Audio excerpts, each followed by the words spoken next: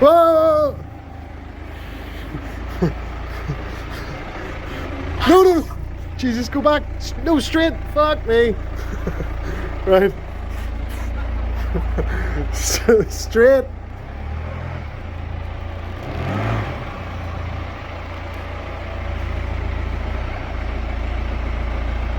Keep her nice and straight.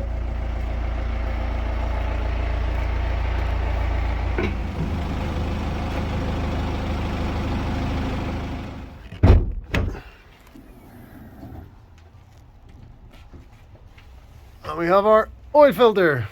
So we're gonna come down underneath the car, and there's a little flap right here that you can do with a screwdriver and access the sump drain plug. That's been done a few times. Bit worn out looking. That's probably you. It'll be half a turn or... There you go. And that gives us access to the sump plug. Lefty loosey, righty tighty. Yep, but it's configured to only go left. That's Oh. you, that's you, that's you. You're loose. You Okay. can do it with your hands now. And then... You alright? Yeah. You want me it all off, Stevie? And then just sort of, you know what you're doing.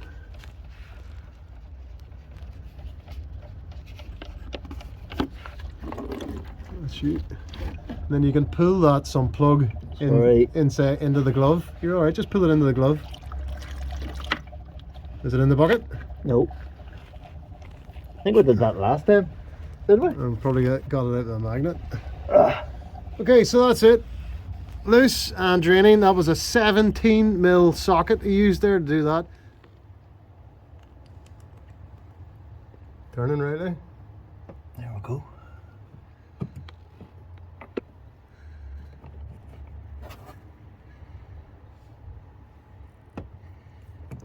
Good work.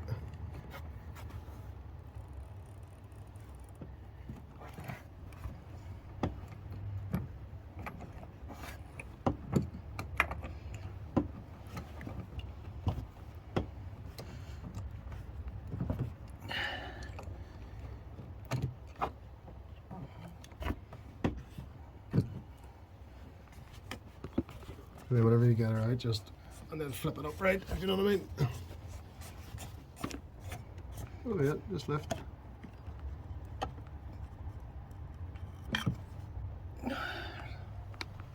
Okay, so on this occasion the cap came off but the filter stayed in. The cartridge stayed in the housing, so we'll just lift that out as well.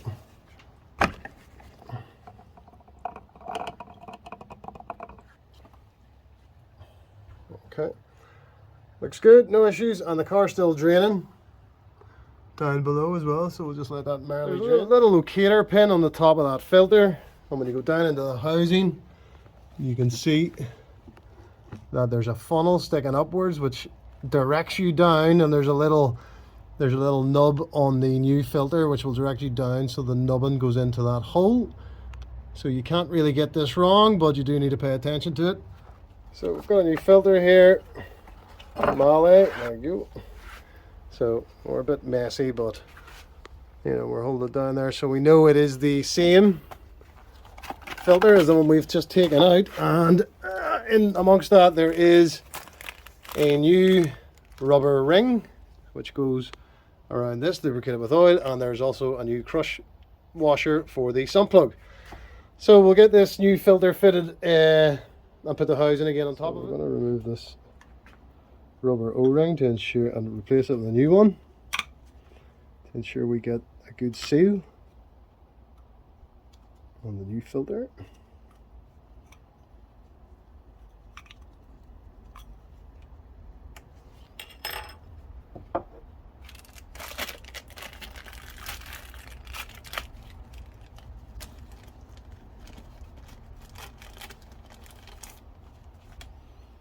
Okay, and I'm going to use some old engine oil, which conveniently I have a lot of spilt everywhere, to lubricate the new O-ring.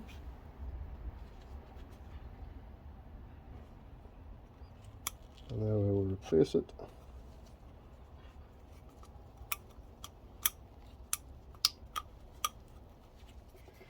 And then we'll replace the oil filter. We'll put this into the car first. Pay attention to where the nubbin is. And as you can see, if you look down the filter, you'll see there's a little outcrop on it here. And that outcrop, you know, if you get it wrong, it won't go in. It won't go in. It has to spin down in. And then that's it. Down home.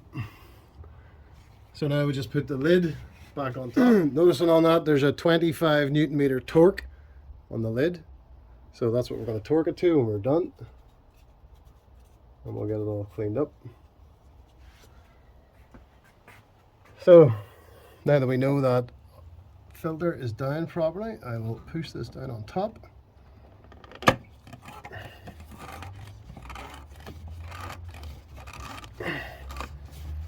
And tighten it down as far as I can before we torque it.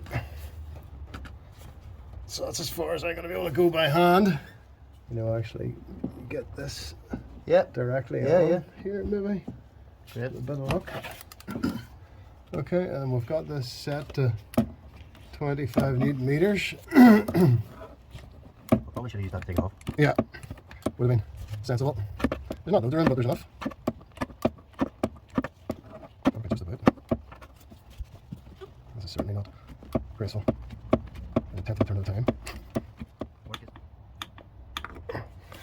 That's her. Lovely.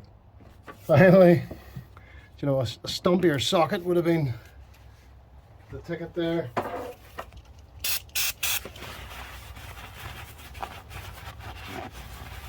Give it a good oil clean so that it's easy to find oil leaks, if there are any, when we first start the engine.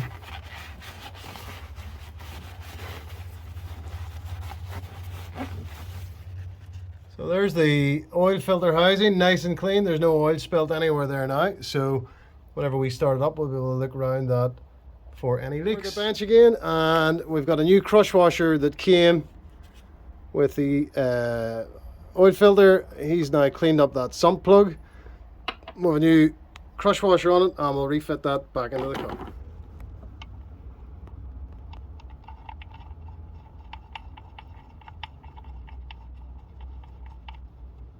And we're done nice and easy by hand, and then it's going to torque it to 25 Newton meters.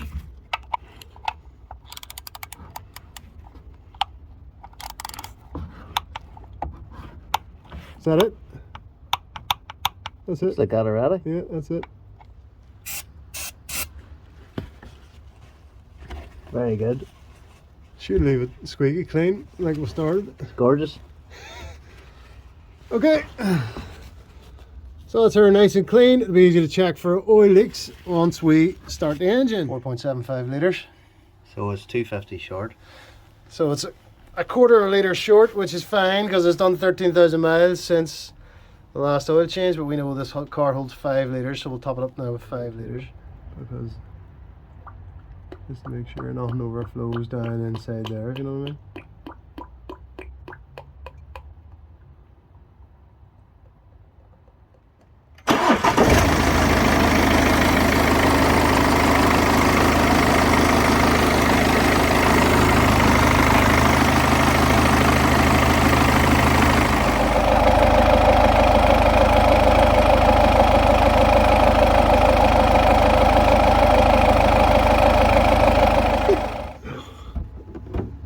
Graceful.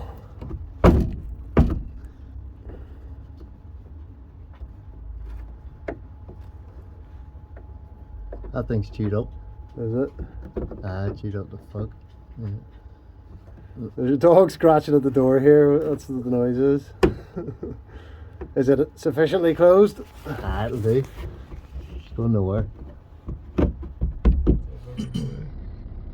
Hopefully it'll be like that else. No, it's going to go all the way. Yep. Oh, There we go. beautiful. Oil level okay. That's just bang on 5 litres. So, sit in the driver's seat, going to reset the oil counter. So I'm just going to press ignition to get the ignition on. And then I'm going to wait for all these bongs to go away. Down in the bottom left, you will see your odometer reset. So I'll push and hold that. Still holding, still holding, still holding. Okay, engine oil has popped up there, so if I let go, then push and hold again, and it should offer me a reset option. Now let go, perform reset, push and hold again. Reset in progress. Reset successful. 16,000 miles, the 3rd, 2028, until we do this again. So that's how we've done an oil change on this BMW 4 Series 420D.